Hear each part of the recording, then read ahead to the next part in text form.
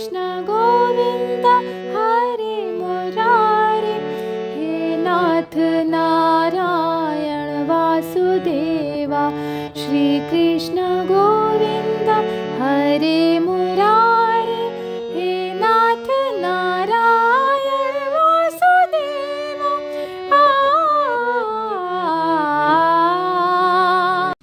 श्री गीता जी के 14वें अध्याय का महात्म्य।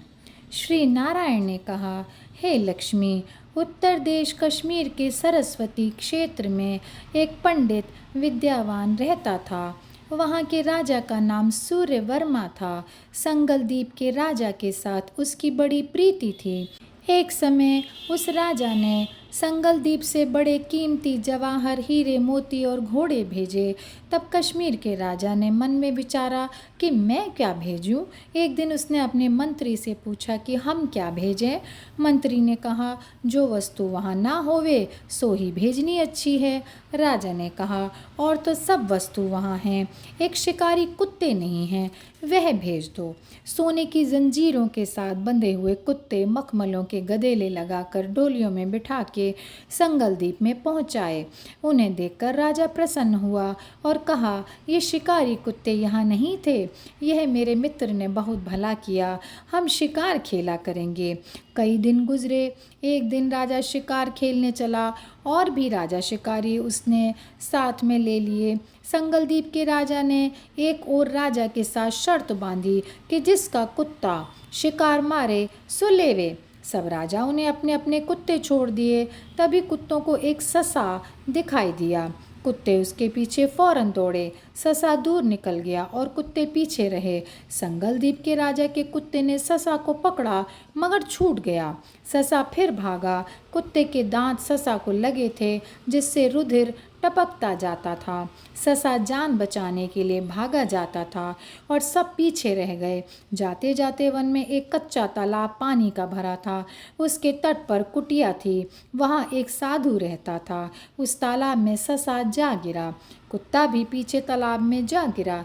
इतने में राजा भी घोड़ा दौड़ा कर वहाँ पहुँचा तो उसने देखा दोनों मरे पड़े हैं और देवदेही पाकर वैकुंठ को चले हैं।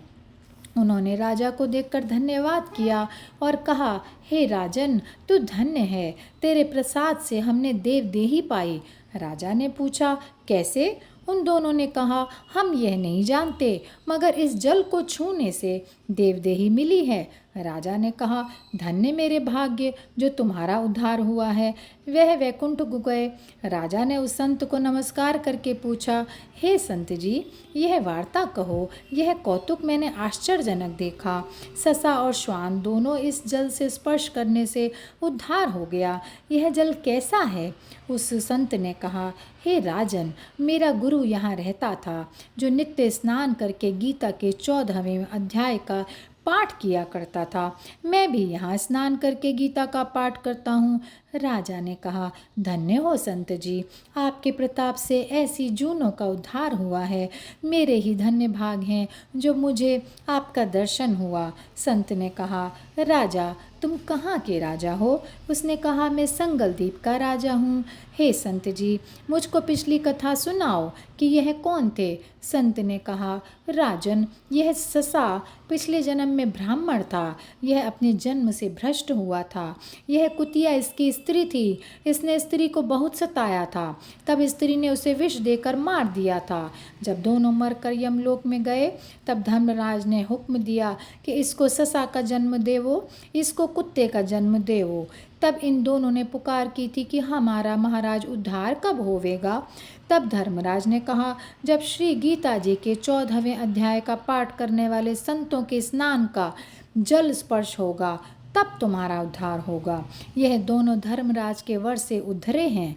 तब राजा नमस्कार करके अपने घर आया और उसके बाद उसने पंडित जी से नित्य प्रति गीता जी के 14वें अध्याय का पाठ सुनने लगा।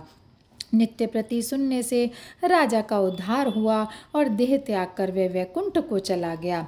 श्री नारायण जी ने कहा, हे लक्ष्मी, यह 14वें अध्याय का महात्म्य है जो मैंने कहा और तुमने श्रवण किया है, और यहीं पर ये समाप्त होता है। जय श्री कृष्णा, जय श्री कृष्णा, जय श्री कृष्णा।